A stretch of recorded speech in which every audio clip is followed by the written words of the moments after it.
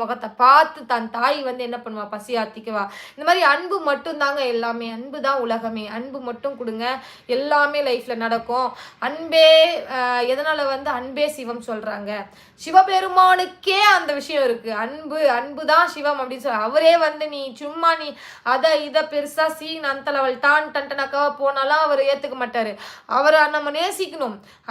அன்பை தான் அவர் நேசிப்பாரு. நீங்க அவரை நேசிச்சீங்கன்னா அவர் உங்களை நேசிப்பாரு. சாதாரணமாலாம் சிவன் கிட்ட போய் நின்று முடியாதுன்னு சொல்லுவாங்கல்ல. எந்த ஒரு இறைவனுமே வந்து நம்மளை வழி நடத்துறாங்க, நம்ம கூட வராங்க, நமக்கு நாளைக்கு நடக்க போற விஷயம் இன்னைக்கு இல்யூஷனா வருது தெரியுதுன்னா அதுக்கு காரணம் வந்து கடவுள் நம்ம கூட இருந்தா மட்டும்தான், டிராவல் பண்ணா மட்டும்தான் நடக்கும். கடவுள் டிராவல் பண்றாரு அப்படின்னாவே யாருன்னா நம்ம எல்லாருமே ஒரு புனித சோல், புனித ஆத்மா. சரிங்களா? அதனால கவலைப்படாதீங்க. நல்லவைகளை மட்டுமே நினைக்கலாம், நல்லவைகளை மட்டுமே பேசலாம், நல்லவைகளை மட்டுமே வந்து செயல்முறைப்படுத்தலாம். வாழ்க்கையில